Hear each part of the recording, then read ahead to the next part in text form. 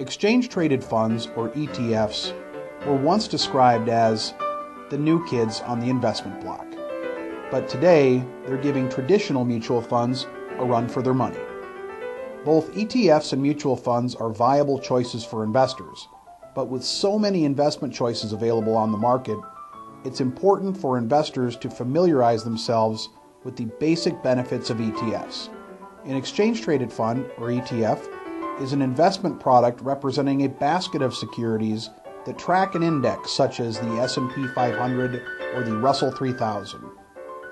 ETFs were first introduced on the Toronto Exchange in the 1990s and debuted on the American markets in 1993. Most importantly, ETFs offer some distinct advantages when compared to individual stocks and mutual funds. Trading like a stock. The easiest way to highlight the advantage of an ETF trading like a stock is to compare it to the trading of a mutual fund. Mutual funds are priced once per day at the close of business. Everyone purchasing the fund that day gets the same price, regardless of the time of day their purchase was made.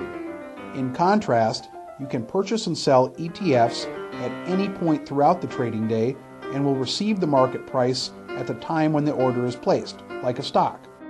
Low-cost expense ratios. As passive investments, ETFs generally have lower operating expenses and lower management fees, resulting in lower annual expense ratios than many other investment products. Diversification. ETFs come in handy when investors want to create a diversified portfolio. There are hundreds of ETFs available and they cover every major index, S&P, Russell, and sectors of the market such as large caps, small caps, growth, and value. For example, there are international, regional, country-specific, specialized industry, and market niche ETFs. Tax efficiency. ETFs are generally more tax efficient than index mutual funds. Index funds themselves are highly tax efficient compared to actively managed mutual funds, but they still produce a capital gains distribution, which means that investors who hold them in taxable accounts will get hit with the tax bills. In contrast, index ETFs generally produce minimal or no capital gains distributions. The broader and more liquid the index, the smaller the capital gains.